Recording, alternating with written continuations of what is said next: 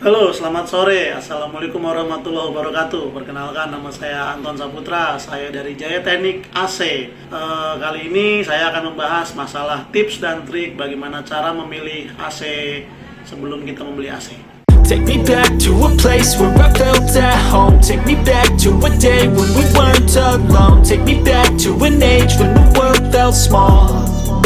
Way back before we blew it all. Yang pertama kita harus tahu daya listrik di rumah kita berapa. Karena untuk menentukan AC yang kita mau beli, kita harus tahu apa watt atau ampere meteran kita. Misalkan 1300 watt atau 6 ampere, otomatis kita harus beli AC dengan daya maksimal 800 sampai 900. Karena apa? Karena kita butuh spare untuk misalkan pompa air, TV, kulkas, dan lain-lain. Jadi dengan watt itu kita bisa tahu AC berapa PK yang mau kita beli. Jadi bukannya apa-apa ya teman-teman, ini untuk PK ini kadang kita suka terkecoh gitu, bukannya apa-apa. Karena sekarang AC kan ada yang inverter, ada yang dual inverter. Kadang yang setengah PK mereka itu wattnya lebih yang 1 PK mereka wattnya lebih kecil daripada yang 3/4 yang standar atau 1 PK yang standar. Jadi kita harus tahu kebutuhan wattnya AC yang mau kita beli itu sesuai watt tegangan di rumah kita gitu. Jadi kita tahu berapa kebutuhan watt yang dibutuhkan sama AC kita supaya kita masih punya spare untuk ya kayak kulkas, pompa air yang lumayan besar untuk masak nasi dan lain-lain. Yang kedua itu kita harus tahu besar ruangan atau kamar yang mau kita pasangin AC. Misalkan ini untuk rata-rata saja, kamar-kamar di Indonesia untuk rumah-rumah standar biasanya itu kan sekitar 3,3, 3,4 sampai 3,5. Atau apartemen-apartemen standar biasanya kan 3,3, 3,4, 3,5. Itu cukup setengah PK saja teman-teman. Selain dia lebih irit listrik, dia juga pas sama ruangannya. Jadi dia mendinginkan dan dia cepat istirahat gitu. Jangan kita memaksakan untuk kamar yang lebih besar, misalkan untuk ruangan tamu atau kamar-kamar dengan kamar 5 meter atau 6 meter kita paksakan setengah PK. Bukannya apa-apa, nanti listrik akan lebih boros. Kenapa lebih boros? Karena si mesin ini outdoornya dia nggak akan istirahat, dia memaksakan untuk mendinginkan ruangan. Jadi si mesin terus berputar sementara ruangan tidak dingin-dingin. Jadi suhu yang dicapai tidak diinginkan gitu. Jadi kita harus tahu nih, kadang kita bisa konsultasi dulu ke penjual AC-nya, Mas, kamar saya sekian meter, kira-kira saya butuh AC berapa PK gitu. Kita nggak usah malu untuk bertanya. Jangan kita tergiur dengan watt murah, kita mengejar untuk pembayaran watt listrik murah, tapi ternyata nanti kesana kita malah jeblok karena AC nggak ada istirahatnya. Kemudian yang ketiga itu budget. Untuk membeli AC itu kita harus tahu berapa budget yang kita punya gitu, atau yang budget yang kita butuhkan untuk membeli AC. Misalkan kita punya budget sekian, dan kita ingin beli AC untuk merek tertentu gitu. Kadang beberapa orang nih itu mindsetnya itu merek-merek terkenal, merek-merek mahal itu lebih bagus atau lebih baik daripada merek-merek Cina. Saya nggak bisa sebut misalkan merek A, merek B gitu. Padahal faktanya di lapangan kami para teknisi itu yang sudah puluhan tahun itu lebih senang merawat AC Cina. Karena apa? Yang pertama, dia tidak rewel, tegangan listrik dia tidak stabil, dia tetap dingin.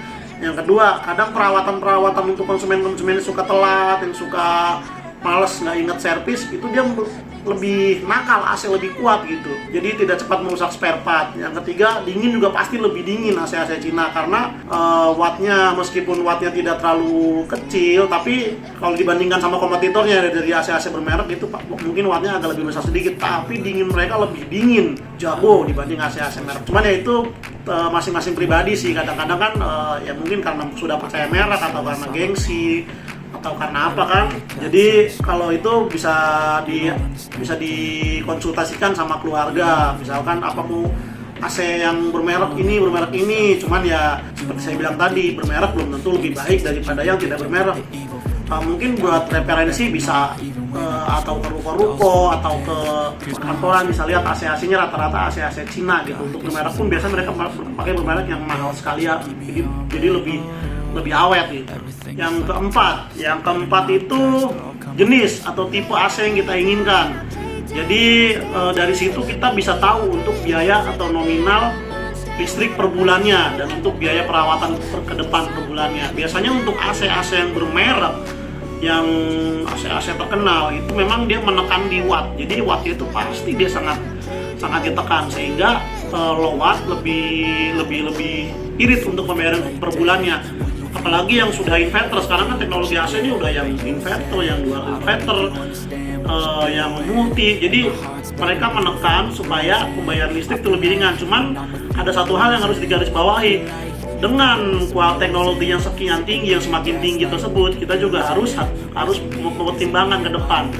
Jika terjadi problem atau terjadi kerusakan, apakah kita siap nanti untuk mengeluarkan biaya lebih untuk perbaikan AC tersebut? Karena maaf kata, untuk AC-AC yang bermerek terkenal, apalagi yang udah menggunakan teknologi inverter dan lain-lain, itu tidak mengeluarkan uang sedikit untuk perbaikan. Nah, kira-kira mau yang gimana? Atau yang tadi saya bilang merek-merek Cina, tapi berbulannya agak lumayan, ya nggak beda-beda jauh sih, mungkin bedanya 50.000, 100.000, tapi perawatan lebih mudah, hasil lebih kuat, lebih bandel.